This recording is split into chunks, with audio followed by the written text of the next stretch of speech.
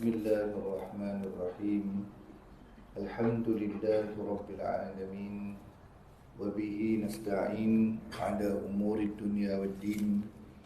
Wassalatu wassalamu ala asyrafil mursalin wa ala alihi wa ashabihi wa man tabi'ahum bi ihsanin ila yaumiddin.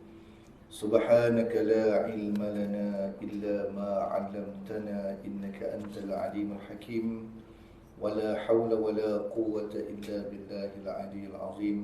اللهم إنا نسألك علما نافعا ورزقا طيبا وعملا متقبلا. اللهم آمين. أما بعد. Alhamdulillah, alhamdulillah. Bahagia tuan-tuan imam, memuliakan bersama JK Surau, tuan-tuan, puan-puan, ibu-ibu, ayah-ayah yang dirahmati Allah Ta'ala sekalian. Alhamdulillah, alhamdulillah. InsyaAllah hari ini kita sambung untuk kelas kita bulan ni di muka surat ke-7 kitab dosa-dosa besar Al-Kabair, di bawah tajuk membunuh manusia. Hari itu kita dah jelaskan, cuma hari ini kita nak habiskan dalil-dalil. Tajuk ni begitu banyak dalil yang pengarang kitab Imam Al-Zahabi letakkan nak menunjukkan betapa beratnya dosa membunuh manusia lain, terutama sesama orang beriman. Okey. Jadi Baginda SAW bersabda ketika ditanya apakah dosa yang paling besar, Baginda SAW bersabda, antaj'ala lillah nidda wa huwa khalaqa, qal thumma ay, qal an taqtula waladak khasyata an yat'ama ma'ak, qil thumma ay, qal an tuzaniya halilata jarik. Artinya, kamu menjadikan sesuatu sebagai sekutu bagi Allah sedangkan dia menciptakan. Ini yang terdosa besar Nabi sebut. Di dalam hadis yang berbeza banyak menyemutukan Allah sedangkan dia menciptakan kita. Sahabat itu bertanya lagi, summa ai, apa dia lagi? Baginda menjawab, kamu membunuh anak kamu kerana takut dia akan makan bersama kamu, menjadi miskin kerana anak tersebut. Dan seterusnya baginda ditanya lagi, kemudian apa? Baginda bersabda, kamu berzina dengan isteri jiran, riwayat Al-Bukhari daripada Ibnu Mas'ud. Banyak juga hadis yang sebut tentang bab anak ni tuan-tuan. Jangan takut anak penyebab kemiskinan. Dan juga salah satu dosa besar orang yang membunuh anak kerana takut anak tu makan rezeki dia dan menyebabkan dia miskin. Ini satu perumpamaan yang tak tepat kalau orang risau kerana setiap anak ada rezekinya. Tapi tuan-tuan kena faham juga, saya ni banyak juga tempat dipanggil berceramah, masalah orang sekarang, dia boleh buat anak tapi dia tak rajin cari rezeki untuk anak. Kena faham tuan-tuan, rezeki setiap anak telah tertulis, tapi kita perlu mendatangi mencari rezeki tersebut. Dia takkan jatuh bergolek dekat depan rumah. Lambat kita cari, lambatlah kita dapat. Tak rajin cari, tak dapatlah. Itu pun kena sebut juga. Antaranya dulu saya ceramah dekat LPPKN, kan, berkaitan wanita, keluarga, kan, lembaga. Jadi bila LPPKN bagi saya, antaranya bercerita tentang perancang. Kenapa terhadap orang-orang yang fakir, miskin, kan, mereka digalakkan perancang keluarga. Sebab apa?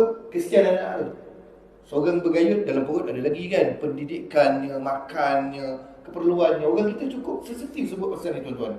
Minta maaf sebut, kadang-kadang orang yang mengaji agama pun minta maaf saya sebut, kan, kadang-kadang walaupun dia ustaz pun. Tapi kena faham, bukan saja bab material duit, tapi perhatian, dalaman dia, perasaan anak-anak, kan. Kadang-kadang tak sampai dia dah jadi adik, dia jadi abang tak. Adalah benda tu benda yang diharuskan dalam agama Islam. Dan lagi ada orang yang bermasalah dari kesihatan, antaranya biaya, kan. Saya bagi ceramah dekat nurse-nurse dekat apa semua, PPKN punya, supaya bawa kesedaran orang yang tak mampu dari segi material ke, fizikal ke, kesihatan ke, merancang itu diizinkan dalam Islam.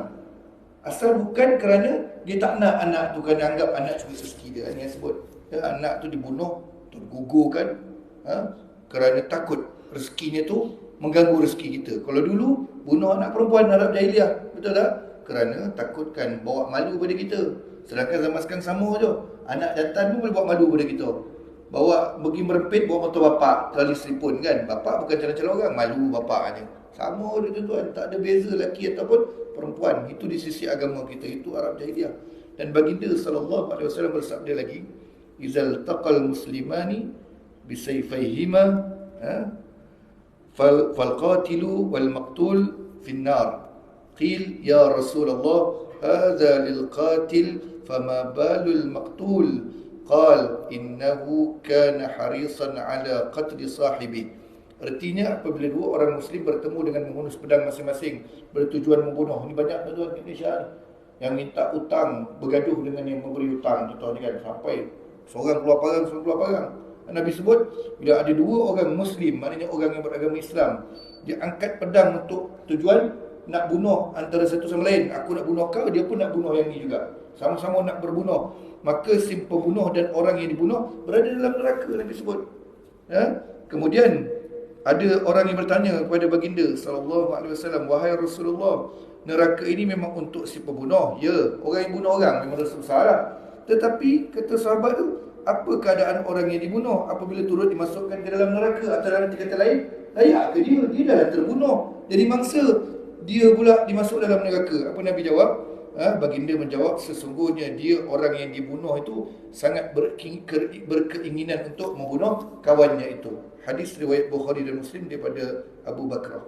Maksud Nabi SAW hadis tersebut, kenapa yang terbunuh itu masuk neraka? Sebab sama-sama membara nak membunuh antara satu sama lain. Cuma pastilah setiap pertarungan tu ada yang terbunuh, ada yang jadi pembunuh. Kadang-kadang mati dua-dua, tapi pasti ada yang akan mati dulu dan mati kemudian ada bergaduh, dua-dua mati. Jadi dua-dua dekat neraka, kata Nabi, sebab saling mengangkat pedang untuk membunuh antara satu sama yang lain. Ingat tuan-tuan, jangan ingat kita yang mati, yang kita mula-mula seorang orang tu nak bunuh orang, kita mati kita selamat. Kalau dua-dua tu orang Muslim yang mengangkat senjatanya, saif pedangnya untuk berbunuhan, dua-dua Allah Ta'ala campakkan ke dalam neraka. Ini jadi sekarang. Semalam saya tengok video dekat Ampang, yang gaduh Melayu kita lah, budak Melayu kita tuan-tuan. Gangster itu sesama orang kita je. Orang tengah makan di kedai, dia bergaduh sama terbang meja kerusi. Apalah generasi sekarang tuan-tuan. Nak bergaduh benar, pergi buka gelanggang tu, bergaduh lah kau kan. Gaduh, rosak meja kerusi orang. Ni banyak kali jadi tuan-tuan. Saya banyak kali dekat Senawang pun pernah juga lepak minum kan, kat Daerah Senawang tu, dan bergaduh. Hanya silap apa, terjeling je. Andal orang kita. Hantar Palestin, semua masuk ke dalam, takut. Segala bodoh masuk ke dalam, takut kan. Contohnya lah kan, hantar pergi berjihad, takut dia. Janganlah tuan-tuan. Allah Ta'ala bagi badan kita kuat, jaga agama kita, bukan gaduh sesama kita. Allah Ta'ala bagi orang Melayu, bangsa Melayu ni agama Islam, jaga bangsa kita, Islam kita. Ni pukul sama sendiri, adalah ada kuatnya tuan-tuan. Kalau memukul gaduh sama kaum sendiri, agama sendiri, tidaklah kuat. Ini Allah Ta'ala sebut. Sebab dia sebut dalam hadis ni, Muslim izal taqal musliman, bila berhadapan dengan sesama dua orang ni, orang yang Muslim dua, al-musliman, dua orang Muslim, angkat senjata, kau nak bunuh aku nak bunuh kau, mati salah seorang, baik yang bunuh tu masuk neraka, yang terbunuh tadi pun masuk dalam neraka. Sebab yang mati tu pun membara-bara nak bunuh kepada yang membunuh dia tu, cuma dia tak sangka dia kalah. Maksud dia kalah lah sebab dia terbunuh. Jangan main tuan-tuan. Sekarang ni ya Allah, mudah betul. Gaduh jiran pun angkat parang. Saya rumah tengok bodoh-bodoh yang viral, kita nak ambil tahu isu terkini kan, tergaduh. Lepas tu ada orang buat video saya tengok semalam. Jiran dia ni jiran dari neraka lah orang sebut, tapi tak boleh nerakakan orang. Istilah orang sekarang, jiran yang teruk. Dia siapa yang parking depan rumah dia, itu bukan rumah dia, tanah reserve jalan, betul tak? Tanah lapang. Siapa parking depan rumah dia, dia akan ambil ranting pokok, dahan pokok, segala daun, letak atas kereta orang tu. Jadi dia rakam lah, dia dah tahu dia tak ada parking situ dah. Ada tetamu kepada jiran lelaki dia, datang mungkin nak ziarah kan, parking depan rumah orang tu, tak sampai 10 minit, penuh ranting pokok. Apalah teruk perangai berjiran macam tu tuan-tuan. Itu yang boleh naik parang tuan-tuan, betul tak? Seorang panas, dua-dua panas, habis. Apa nak tuan-tuan? Berbahaya. Bahkan orang adik-adik pun terbunuh kan, bila kakak tu lempar pisau. Dia tukar tikam ni macam nak lempar pisau. Bahaya, benda tajam tuan-tuan. Baginda sallallahu alaihi wasallam bersabda, la yazalul mar'u fi fushatin min dinihi ma lam yatanadda bidamin haram. Artinya, seseorang itu masih berada dalam lingkungan agamanya selagi tidak menumpahkan darah yang haram baginya membunuh seseorang tanpa hak. Riwayat Al-Hakim daripada Ibnu Umar. Seseorang itu masih dalam lingkungan agamanya, ketaatan agamanya, masih seorang Islam yang sejati selagi dia tidak menumpahkan darah yang haram baginya. Mana dosa besar lah. Banyak sangat hadis ni berkaitan bunuh orang ni. Bunuh orang tanpa hak ni maknanya bukan sebab qisas ke. Sedangkan qisas bunuh balas bunuh pun boleh diampunkan, kemudian bayar diat, kan?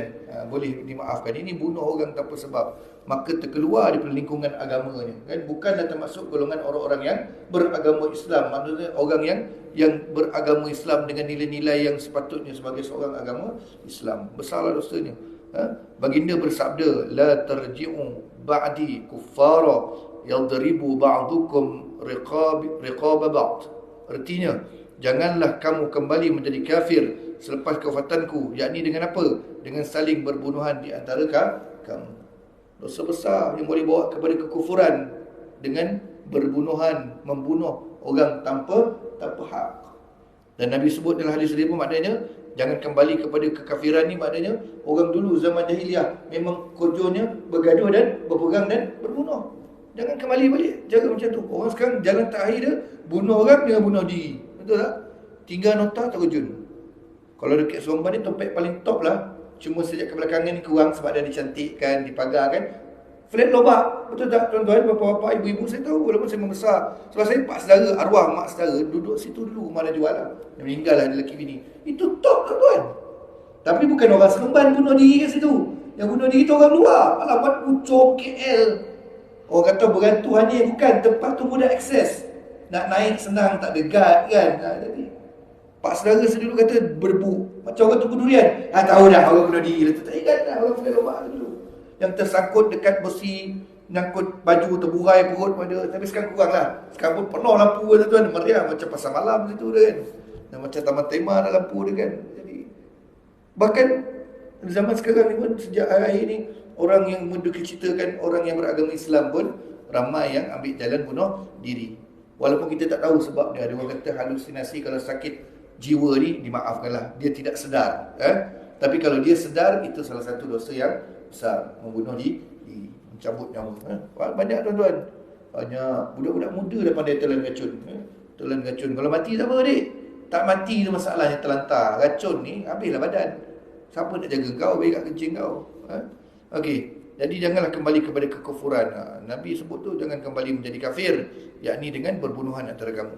Bashir bin Muhajir berkata daripada Ibnu Buraidah, daripada bapanya, bahawa Nabi SAW bersabda, laqatlu mu'minin a'azzamu 'indallahi min zawalid dunya. Artinya, demi Allah, pembunuhan seorang mukmin itu lebih besar di sisi Allah daripada hilangnya seluruh dunia. Hancurnya dunia pun ibarat, Nabi sebut ibarat, tak dapat lawan besarnya dosa membunuh satu jiwa.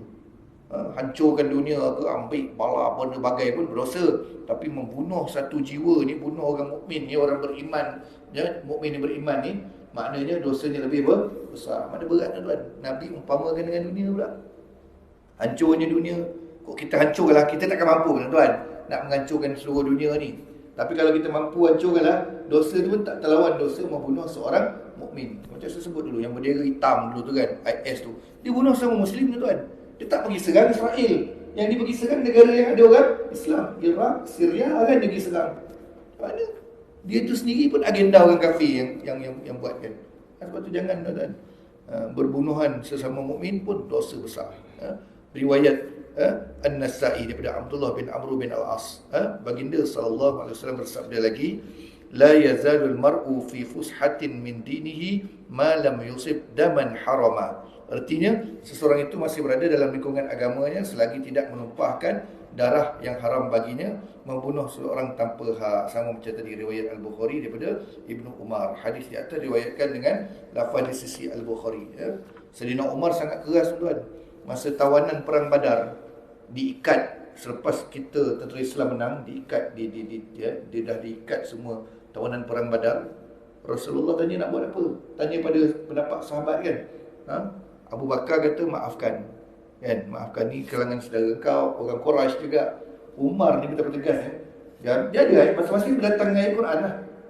Umar ni, Abu Bakar ni, Umar kata orang yang musyrik, orang yang menentang Allah Ta'ala, menentang agama Allah Ta'ala, tak boleh dibiarkan hidup atas muka bumi. Umar suruh bunuh pendapat Umar. Dahsyat Umar tuan. Tegas lah Sayyidina Umar ni, bukan tegas, bukan kejam, tegas. Dia tanya pada Abdullah ibn Abbas, tanya pada beberapa sahabat, tapi yang utamanya Abu Bakar dengan Umar. Umar kata bunuh.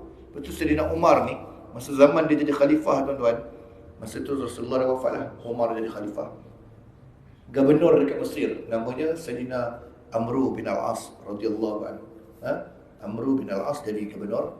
Anak lelaki Sayyidina Amru bin Al-As, gubernur Mesir ni, di Kahirah ni, dia lumba kuda dengan seorang orang rakyat tempatan lah.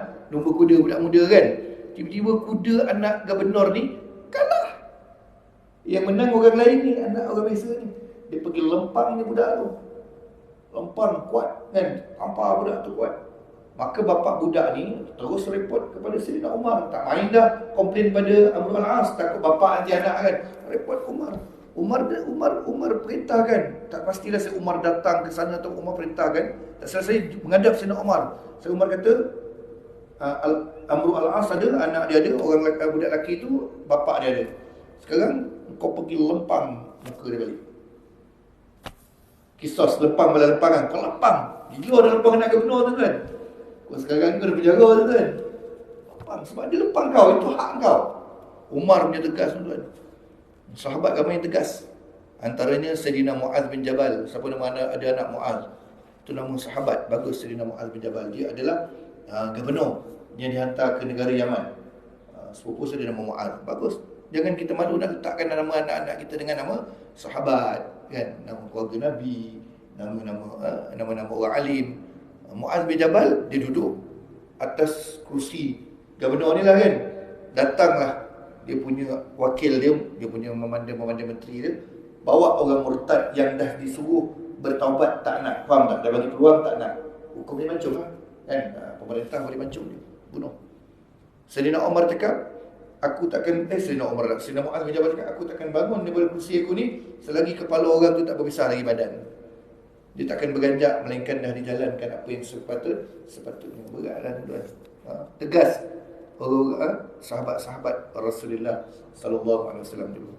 Abu Bakar lembut. Abu Bakar kata, itu ada saudara kau ya Rasulullah, orang yang ada peluang dia akan memeluk Islam kan. Umar juga. Umar ni bab tu tegas tuan. Hajarul Aswad dia penasaran. Riwayat sahih tuan. Kalau tak kerana Rasulullah cium kau, aku takkan cium kau sebab kau sekadar batu je. Umar punya tegas. Kan dahan pokok yang sahabat jalan tunduk sebab ikut Nabi jalan tunduk. Padahal dia pun tak tersangkut pun kan, sebab Nabi tinggi orang dia. Agak tinggi saiz dia. Umar tebang. Umar buat jaga tu akidah. Kita macam tu lah tuan-tuan. Menjaga duit orang kan, menjaga duit wakaf contohnya. Menjaga amanah orang. Betul-betul tuan-tuan. Sahabat dia bertegas. Itu yang takut. Sayyidina Umar ni, zaman dia lah mulanya bayar allowance untuk pemerintah. Sebelum tu tak ada. Abu Bakar dia bisnes sendiri kan. Sebab Umar dia terpaksa full time sebab masa tu kerajaan Islam dah luas. Jadi tak boleh nak bisnes dah. Jadi beberapa sahabat bagi pendapat, kita bayarkan khalifah dan juga menteri-menteri dia, orang kanan dia, dengan sejumlah duit yang sama dengan pendapatan dia sebelum ni. Tak lebih tak kurang. Dia nak ni kan, nak pegang tanggungjawab. Umar punya tegas. Duit itu memang dia dapat sama lah setiap bulan. Bini dia ni bini yang pandai berjimat. Dia dapat asing sikit-sikit. Asing sikit-sikit duit. Macam kita lah ibu-ibu, bapak ni bagi RM1,500 duit belanja kan, untuk dapur semua. Dapat dia selit 300 sebulan. 10 bulan dah 3,000 dah. Tiba-tiba ajak pergi pokong beli gelang baru. Duit mana ni? Lelaki cakap, kau ni suruh rumah je. Saya selit-selit lah duit abang bagi. Dia tu kan, perempuan pandai. Umar punya bini macam tu. Selit. Sekali dia beli barang perhiasan. Perempuan tuan-tuan, bini Sayyidina Umar pun, duit yang sah lah tu, tak ada masalah. Duit yang sah tuan, bukan duit bawah kapet dah tuan. Kan dia belilah barang kemas. Orang perempuan suka barang kemas, barang perhiasan. Umar tanya, mana kau dapat ni? Kan? Kita punya gaji ni cukup ni pendapatan kita.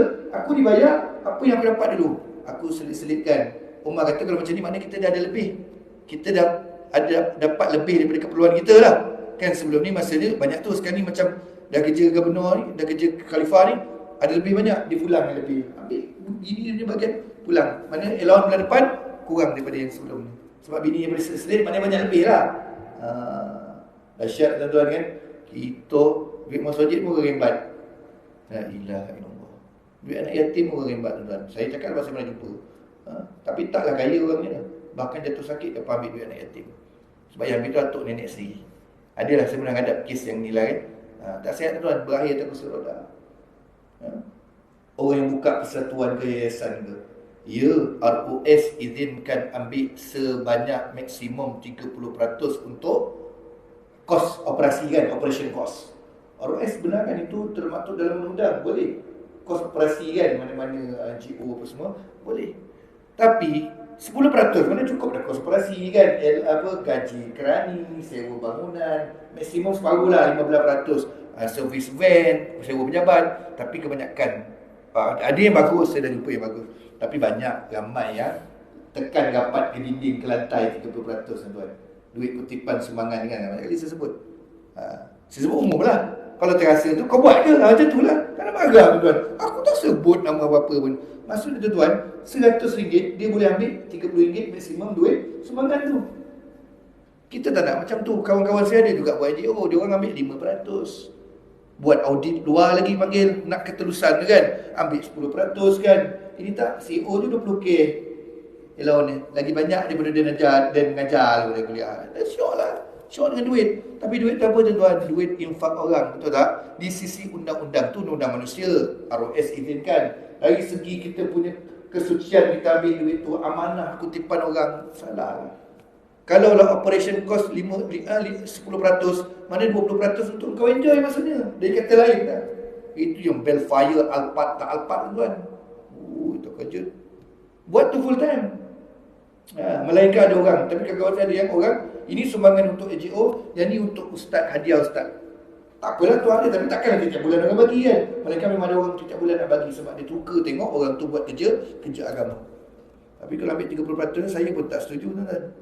Tekan rapat ke dinding 30%. Maknanya yang nama-nama besar ni 1,300,000 boleh ambil secara sah di sisi undang-undang. Kaya dia tuan. Bukan NGO lagi guys. Contoh, marah pula orang nanti. Yang buat betul-betul tahniah, betul tak? Tahniah untuk anda. Tapi yang menyeleweng, jawablah di depan Allah Ta'ala. Sebab tu saya takut. Saya benda yang saya takkan buat sampai saya matilah saya rasa. Walaupun kata pahala kan, orang bagi duit, bagi tanah, running sekolah tahfiz. Ini saya akan tolak, saya siap. Sebab saya bukan orang pengurusan. Nombor 2, banyak mehnah ada tuan. Kena cik dana, dah setiap bangunan, operation cost pula lepas tu kan. Kena kuat, kena kental jiwa. Nombor 2, gelap mata duit, kita tak tahu. Kita ni iman dapur tuan. Yang seterusnya, NGO lah. Saya tolong kawan hantar sumbangan, cari sumbangan boleh. Saya nak mengasaskan, saya takut saya sendiri cakap, saya jadi macam tu. Na'udzubillah min zalik. Walaupun kita kopiah ke, kita ustaz ke, belajar mana kan, setan cucuk sikit pun habislah tuan-tuan. Na'udzubillah min zalik. Okey. Jadi hadis di atas diriwayatkan dengan lafaz di sisi Al-Bukhari. Kemudian baginda sallallahu alaihi wasallam bersabda, awwalu ma yuqda bainan nasi fid dima. Fid dima artinya perkara pertama yang diputuskan hukumannya antara manusia ialah urusan pertumpahan darah. Perkara yang pertama diputuskan untuk manusia nanti berkaitan pertumpahan darah, bunuh orang lain. Riwayat Bukhari dan Muslim. Quraisy meriwayatkan daripada Asy-Sya'bi daripada Abdullah ibn Amr, katanya Rasulullah sallallahu alaihi wasallam bersabda, akbarul kabair al-isyraku billah wa qatlun nas wa uququl walidain wa qauluz zur atau qal wa syahadatuz zur. Artinya antara sebesar-besar dosa daripada dosa besar ialah, ni antara ibu-ibu dosa besar antaranya, kata Nabi SAW, syirik kepada Allah, membunuh manusia. Sebab banyak dosa-dosa besar ni, tapi antara ibu yang hardcore dia, dosa besar antaranya ni dia Nabi sebut, syirik, membunuh manusia, derhaka kepada kedua ibu bapa. Nampak? Derhaka kepada kedua ibu dan bapa, dan percakapan yang dusta, atau baginda bersabda, dan penyaksian palsu. Riwayat Al-Bukhari daripada Anas bin Malik.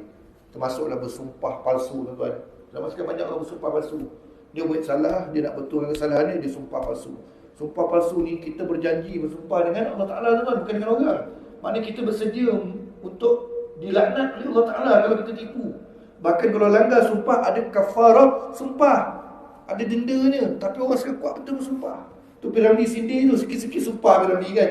Sindir orang kita, menipu pun bersumpah. Bukan orang kita, saya dulu duduk negara Arab pun, orang Arab pun kuat bersumpah. Uqsum billahil azim. Padahal tipu harga barang ni, uqsum billah, uqsum billah. Bersumpah dengan nama Allah, nak biar kita percaya. Padahal kita dah tanya kat kedai lain dah, tipu pun sumpah dengan nama Allah. Kita takutlah benda-benda macam tu jadi tuan-tuan. Menipu, berdusta pun jadi makanan pada manusia. Takut dosa-dosa besar dan penyaksian palsu. Diriwayatkan daripada Humaid bin Hilal, katanya Bishr bin Asim memberitahu kami, Uqbah bin Malik memberitahu kami daripada baginda sallallahu alaihi wasallam bersabda, innallaha aba alayya man qatala mu'mina qalaha thalathan. Sesungguhnya Allah enggan menerima permohonanku supaya diberi keampunan kepada sesiapa yang membunuh seorang mukmin. Beliau Uqbah berkata, baginda mengucapkannya sebanyak 3 kali. Riwayat Ahmad. Hatta Nabi sebut sebanyak 3 kali. Kalau Rasulullah minta pada Allah Ta'ala mohon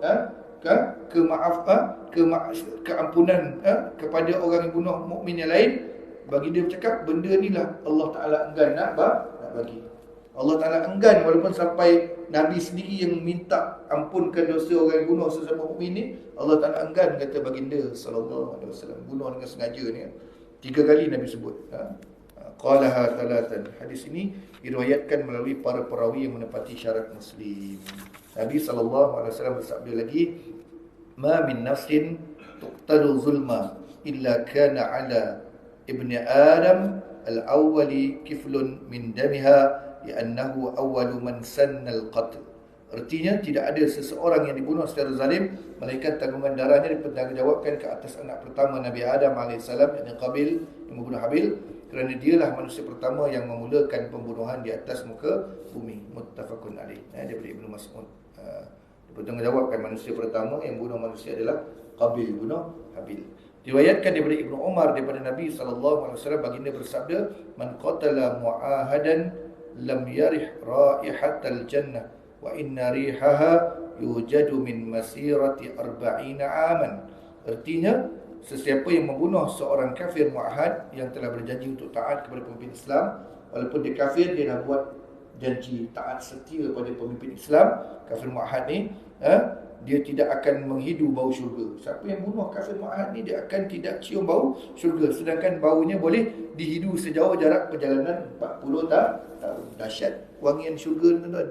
Sejauh 40 tahun punya perjalanan, punya jarak pun boleh hidu. Tapi dia tak boleh hidu. Dia pendapat sebut tak cium bau syurga ni lambat last kali masuk ke dalam syurga. Last ni maknanya lama dah diseksa, tuan-tuan. Maksud tak usah buat lah. Kan walaupun ada pendapat kata tetap masuk syurga, tak cium bau ni bukan tak masuk. Lain dah sebut la yadkhulul jannah, tak masuk syurga.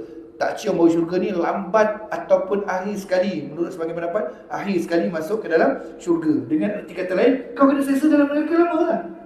Geng last sekali masuk syurga. Tak, itu kalau orang kata tak apa belik, tuan-tuan. Tak apalah, yang penting masuk.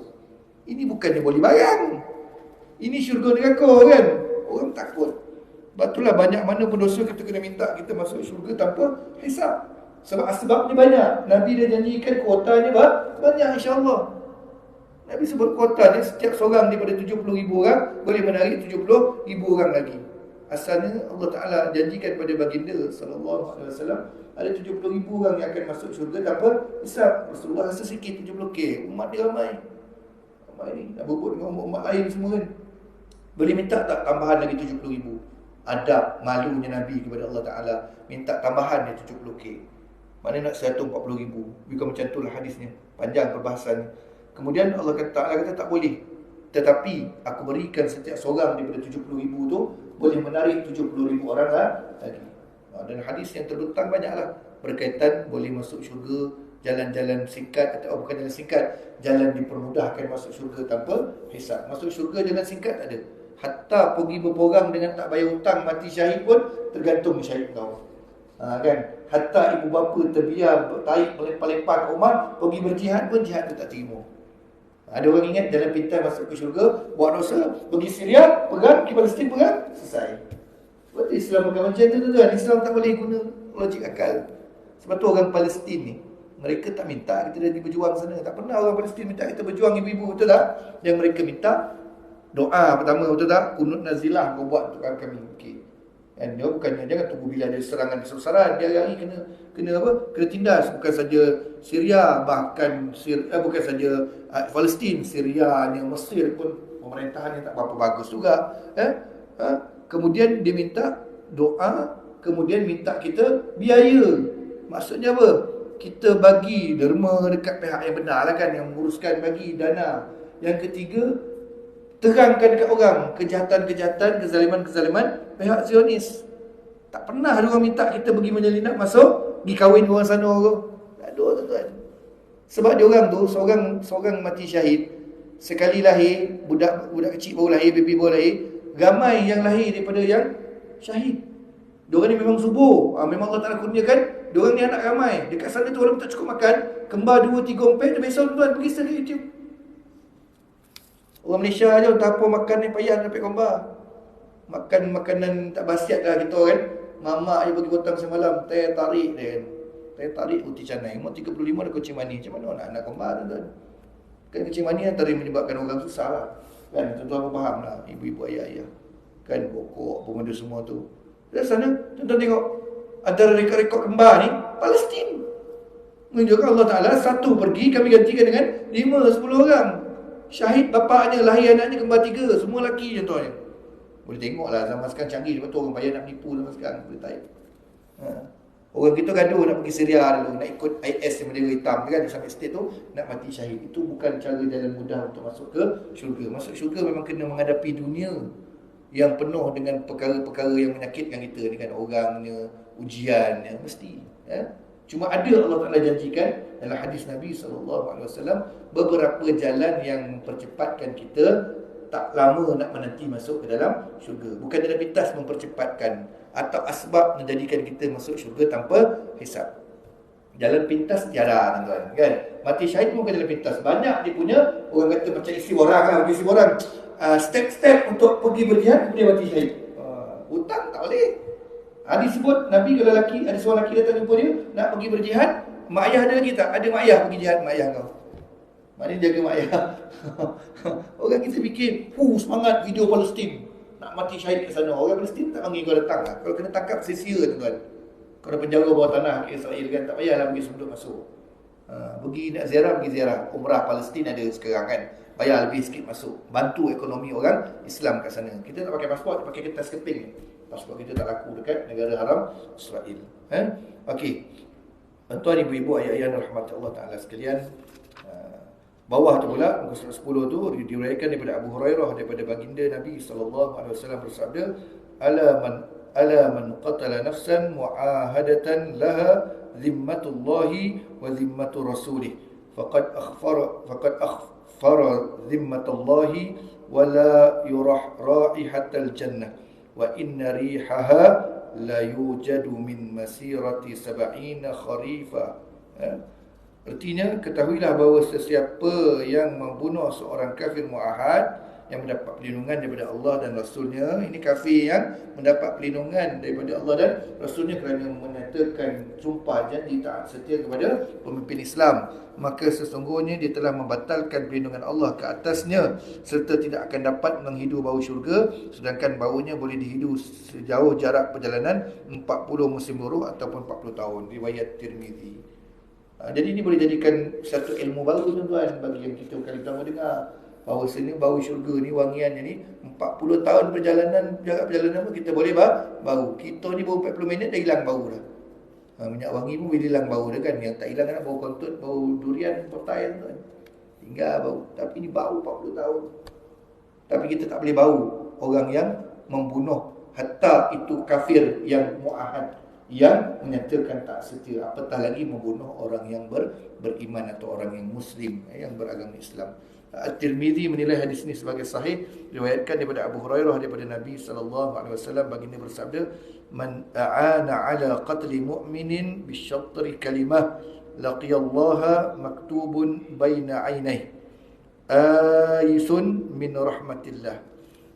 Sesiapa yang membantu untuk membunuh seorang mukmin walaupun dengan separuh daripada satu perkataan, orang yang jadi asbab, yang jadi batu api, yang jadi penolong buka jalan untuk bunuh mukmin lain, ini yang menolong, bukan yang guna tangan dibunuh, maka dia akan bertemu Allah pada hari akhirat, hari kiamat, dalam keadaan tertulis di antara kedua belah matanya, yakni di dahinya, orang yang berputus asa daripada rahmat Allah Subhanahu wa taala. Maksudnya subahat bunuh orang yang beriman pun, dia punya hukuman pun di sisi Allah bukan biasa.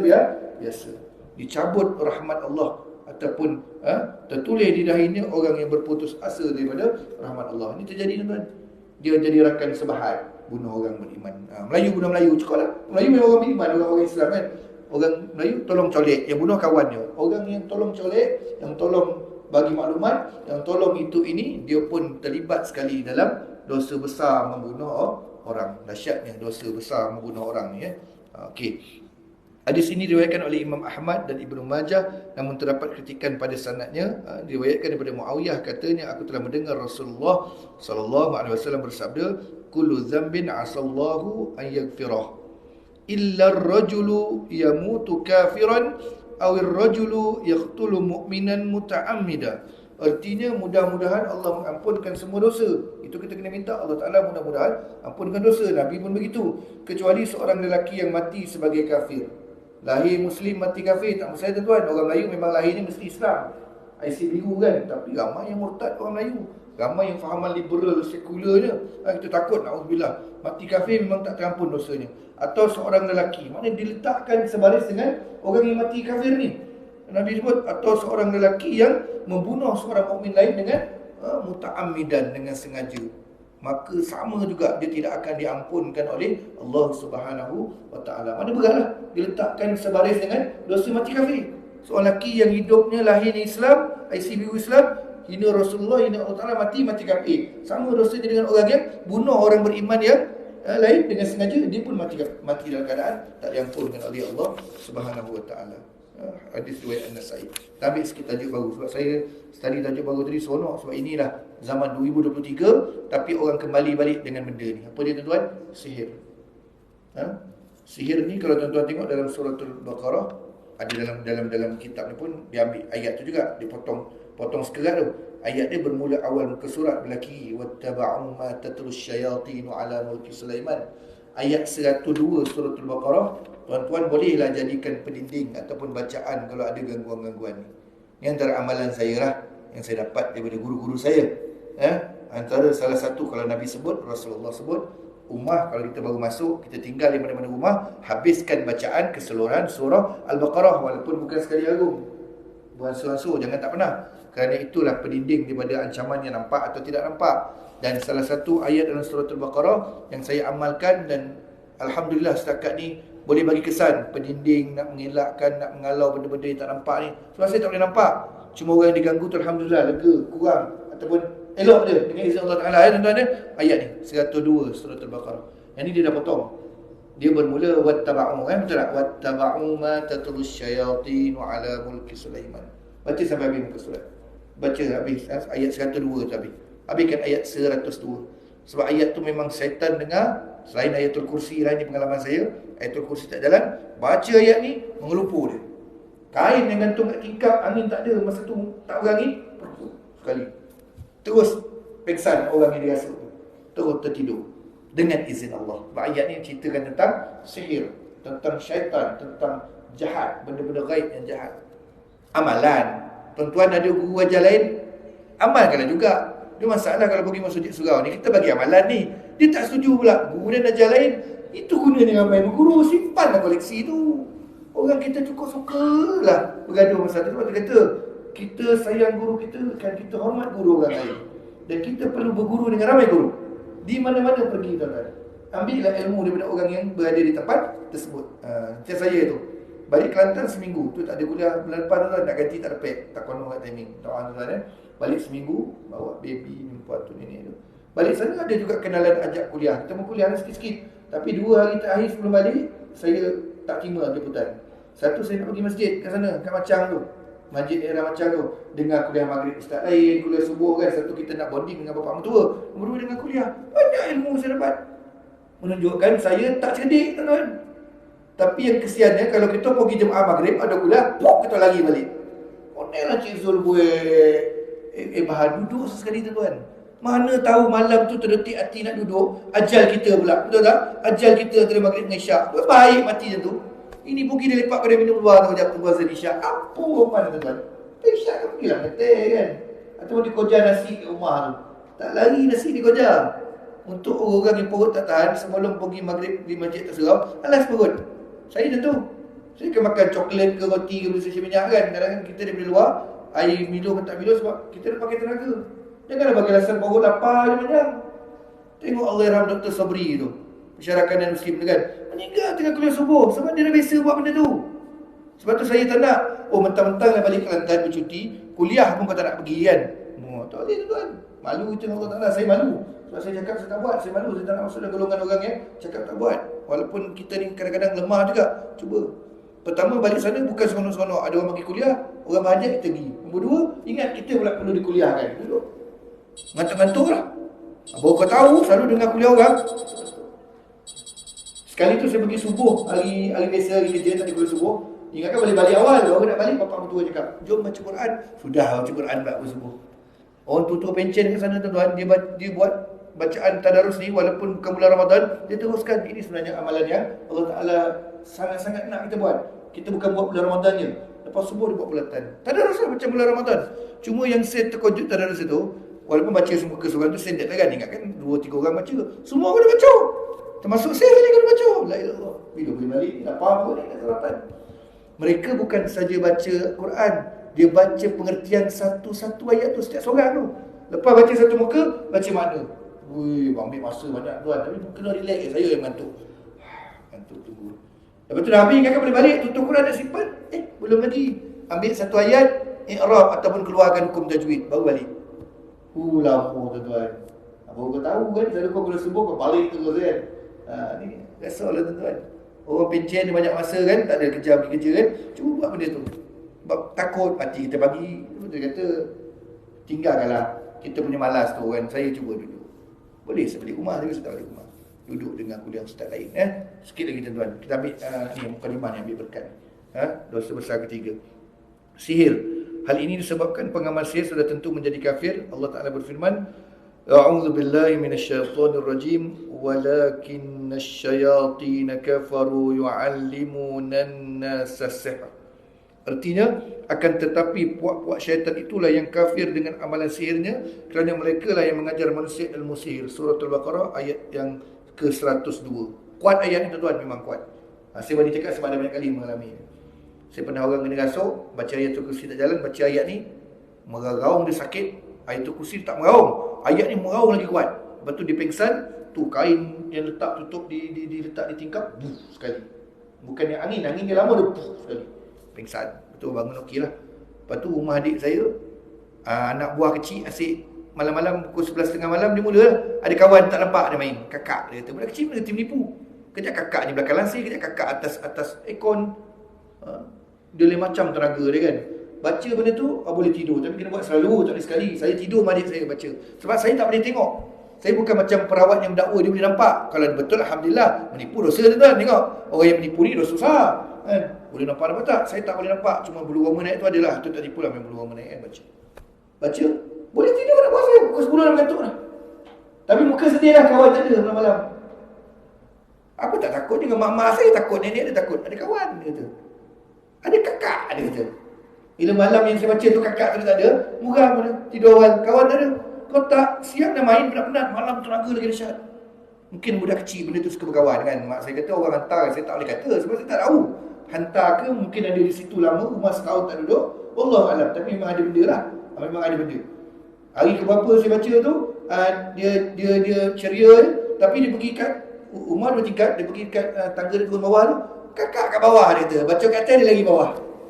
Budak kecil tuan-tuan, nak percaya pun tak susah, tak percaya pun tak boleh juga. Tapi ada. Saya baca ni lah salah satunya. Sebab saya dah banyak kali beramal dengan ayat ni, memang pandang boleh lah. Boleh lah. Sebab dia, itulah surah Al-Baqarah. Itu Nabi Yusuf baca surah Al-Baqarah. Di dalamnya ada ayat-ayat yang kuat.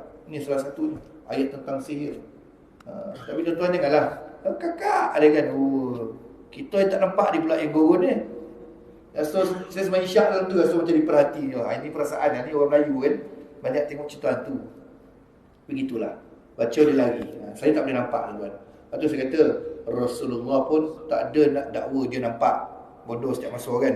Kadang setengah perawat ni overclaim tuan. Kayak bahu ada seekor, kepala ada seekor, anda tuan. Ada tu pakai telefon dia buat orang kan, anda tuan.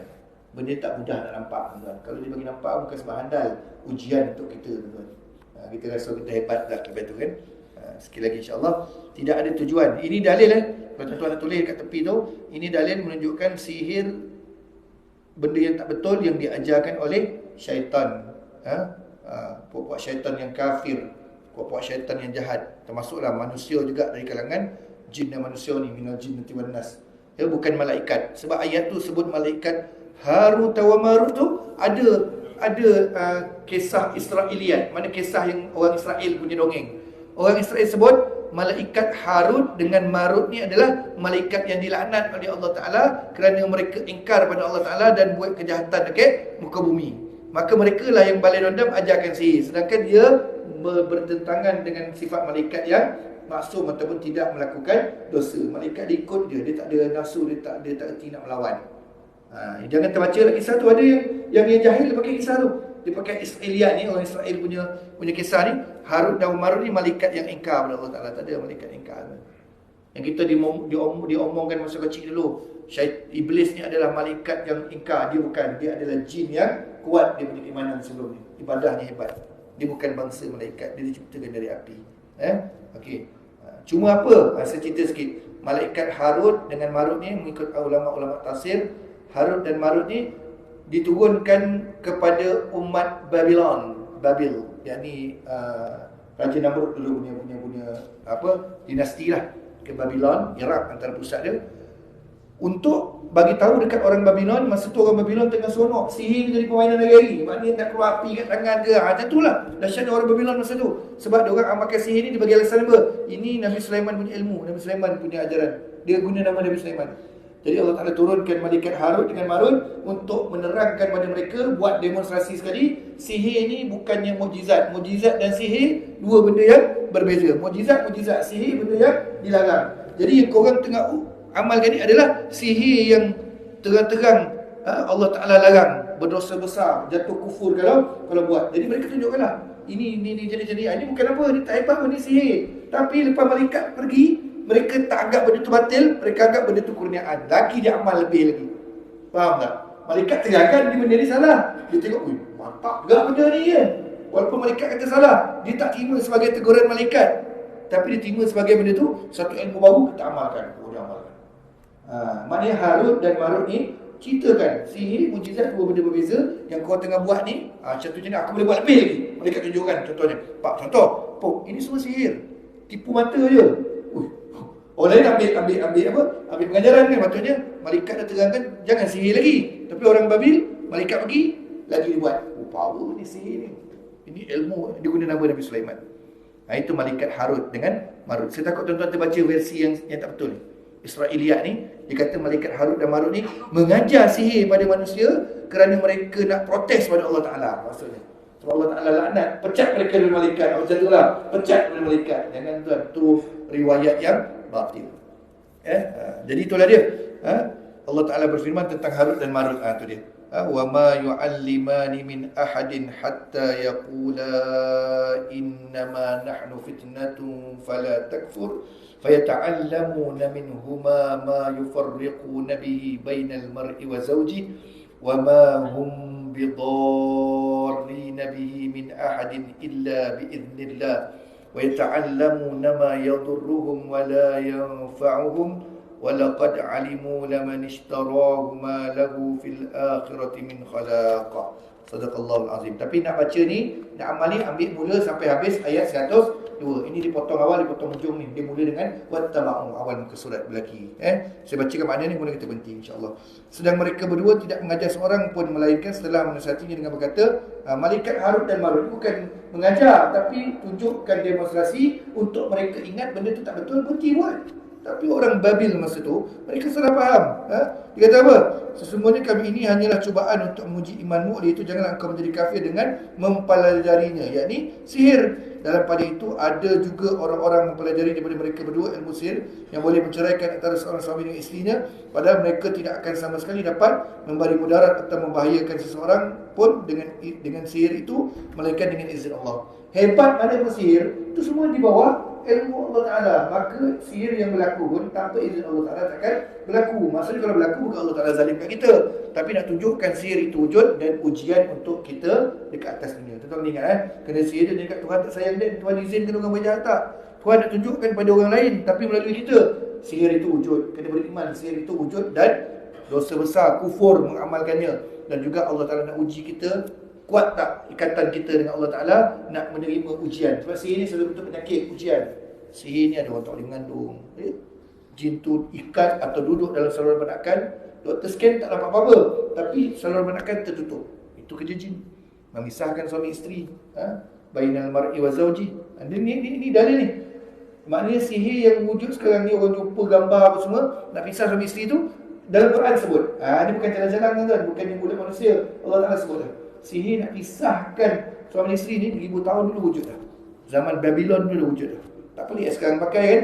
Sebab tu jangan ngadu-ngadu, pergi jalan-jalan pantai, PD ke bagai lalang kan, jumpa benda pelik, dulikan tuan. Jangan jadi anda, buka lah.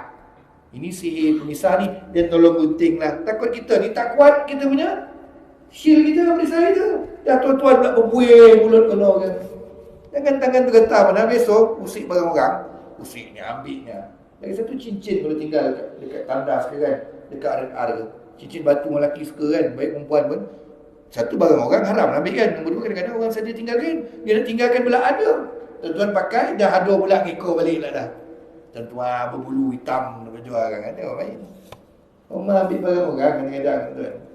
Hentikanlah. Macam mana tegur ahli keluarga saya, saudara. Dia keluar tanda syariat, cincin batu delima merah cantik. Jangan ambil pak. Kenapa? Tahu-tahu kan simpan bodoh dalam tu nak tinggalkan. Tertinggal tu saja tinggalkan. Kan malam tak tidur malam kan, bodoh nak isap darah kat ibu jari kan. Letak balik. Satu hak orang. Barang kutipan barang jumpa, mana boleh ambil sebarang tuan. Kena isytihar kan. Untuk cari siapa punya dia. Jadi sihir tak kuat, tapi semuanya dengan izin Allah Ta'ala untuk menguji manusia. Sebenarnya mereka mempelajari perkara yang hanya membahayakan mereka dan tidak memberi manfaat kepada mereka. Ini ayat Quran tuan. Allah Ta'ala sebut apa? Siapa yang belajar sihir ni sebenarnya belajar benda yang membahayakan diri mereka. Sebab tu orang yang amalkan santau, kalau ikutlah saya belajar orang Melayu kita, santau kalau tak lepaskan dalam satu masa tertentu, dia akan makan tuan. Bahkan kalau orang tu berubat, boleh kena balik tuan dia. Jadi sihir ni bukan benda selamat pun untuk tuan dia punya sendiri pun. Itu raya, tuan pun tak selamat tuan. Contohlah ini cerita Malaysia, dia jin semuanya kan, santau. Betul ada orang kadang-kadang terkena santau bukan sebab orang tuju dia, orang buang santau, dia kena lepaskan ilmu tu. Kalau pegang, benda tu dah expired lah, macam roti kan, makan tuan. Jadi sebelum expired, letak di kedai makan, kita pun tak baca Bismillahirrahmanirrahim, Bismillah tak baca, sedap ni, mi udang ni, makan, berbuih mulut balik, dah muntah darah, keluar serbuk kacau semua. Tu dia tuan-tuan. Allah Ta'ala sebut dah, jangan kita ingat tak ada dalil tuan, ada dalil. Dalil sihir suami isteri nak pisahkan ada. Ni Quran. Allah Ta'ala dah ingatkan, hati-hati. Kemudian orang yang amalkan sihir tak selamat, dia sendiri pun akan terancam dengan sihir dia. Ayat 102 ni. Dan akhir sekali, sesungguhnya mereka kaum Yahudi telah pun mengetahui bahawa siapa yang memilih ilmu sihir itu, dia tidak lagi mendapat bahagian yang baik di akhirat. Orang Yahudi tahu siapa amalkan sihir tempatnya di neraka, tapi mereka tamak kerana itu nampak seperti satu kuasa yang hebat. Sihir ni silap mata tuan-tuan. Sebab tu kadang-kadang orang yang pergi urut mana-mana lah, tak sebut tempat lah kan, sebenarnya terkenal ni dengan urut, orang luar datang, orang tu letak tongkat tu, ketuk dia, InsyaAllah sehat patah ni kan. Bomoh patah dia panggil, bomoh patah kan. Malam berau kena urut, malam pun bodoh lah kena urut. Ada kes lain, doktor scan tak nampak patah, ataupun jantung berlubang, doktor scan dah okey jantung berlubang dia, sebenarnya tak okey. Lepas berapa minggu dia kena serangan jantung balik. Sebenarnya lubang dekat jantung tu ataupun tersumbat kat jantung tu, jin tolong nampakkan macam okey, jin tu punya bomoh tu punya jin nampak macam sihat, orang tu bayar duit. Jin tu tuan panggil balik, nampaklah balik, doktor scan ada balik lubang tersumbat jantung tu. Sebab itu silap mata je. Sebab jin dia mengaburi mata manusia. Jadi jangan, kalau patah, tu hospital besar atas agam lah. Apa cari bomoh patah? Masya Allah, batu karang, ubat makan pun dia pecah batu karangan. Kau jumpa bomoh batu karang, tukar pisau, dia dah letak dalam jari batu kan. Ni batu dia. Cair tu. Hebat lah dia. Acik bagilah golang omeh acik. 20,000 golang omeh bagi. Batu karang tak pecah. Masa scan tak nampak. Sebab orang nak bagi yakin pada bomoh tu. Jin dia kata, tutupkan scan doktor. Doktor letak atas dia tak ada lah batu karang tu. Power lah bomoh. Pergi lagi. Ni air minum, bayar dah. Kita berpisah kat sini. Lepas 2 minggu sakit balik. Batu dalam lampu 2 ada balik. Ada balik lah. Dia bukan ada balik. Jin tu dah tak tutup. Lotel lah dia duduk situ dalam lama. Apalah tuan-tuan. Cerdik sikit. Janganlah tertipu dengan sihir daripada ini, atau tertipu dengan bomoh-bomoh yang memang dah memang tipu tuan-tuan. Ya. Bomoh sekarang dia pakai nama ustaz tuan-tuan. Bomoh sekarang pakai kopiah. Bomoh sekarang berjenggot. Bomoh sekarang baca Quran. Tak kita pegang. Bahkan lebih teruk menyebutkan Allah Ta'ala. Baca bismillah. Lepas tu ayat tak dengar. Auzubillah min dzalik. Dia kata kita minta Allah jugalah melalui jin ni. Oh, melalui jin kau. Hanya tuan, ya? Beramallah. Kalau ada canggih sains, gunakan sains. Sebab sains ilmu Allah Ta'ala. Lebih hebat di sihir. Sebab dia belajar dan kaji. Betul tak? Sihir main ambil je. Ilmu sains ni kena belajar. Doktor 6 tahun. Kadang-kadang tertangguh lah apa semua. Dia belajar benda tu, tuan. Berbanding pergi bertapa 3 hari 3 malam, boleh ubik orang patah. Nampak bonar membongak yang orang Negeri Sembilan sebut. Ya? Minta maaf lah tuan-tuan ya. Gitulah orang Negeri Sembilan. Kalau dia marah macam marah betul, betul boleh golak balik. Orang Negeri Sembilan. Yang kocik hati lah ya. Yang bombong pun jangan marah saya pula ya. Selamat berubah lah, janganlah meneruskan industri perbuahan Malaysia ni ya. Lepas kita akta bab perubatan tradisional pun kita nak ambil akta ya. Takut ada keracunan ubat apa semua kan, ada akar kayu apa semua tu kan ada. Pentinglah tuan kawalan perundangan. Allahu'alam. Tulis sedikit sebanyak untuk ni. Saya ambil tajuk, ambil berkat tajuk. Kita akan sambung lagi bab sihir ni. Tuan-tuan tengoklah betapa panjangnya tajuk bunuh orang tadi tu. Menunjukkan jangan ambil pilihan nak menyelesaikan masalah dengan bunuh orang. Lagi-lagi bunuh orang yang beriman sesama Muslim. Takut tompek kita di neraka nanti, na'udzubillah min zalik ya. Jadi elakkan marah, soalnya ambil wuduk, tidur, makan lagi baik daripada kita ambil senjata. Aqulu qali hadza wa astaghfirullahal azim li wa lakum. Wabillahi taufiq wal hidayah. Wassalamualaikum warahmatullahi wabarakatuh. Wallahu ta'ala alam. Subhanakallahumma bihamdik. Asyhadu an la ilaha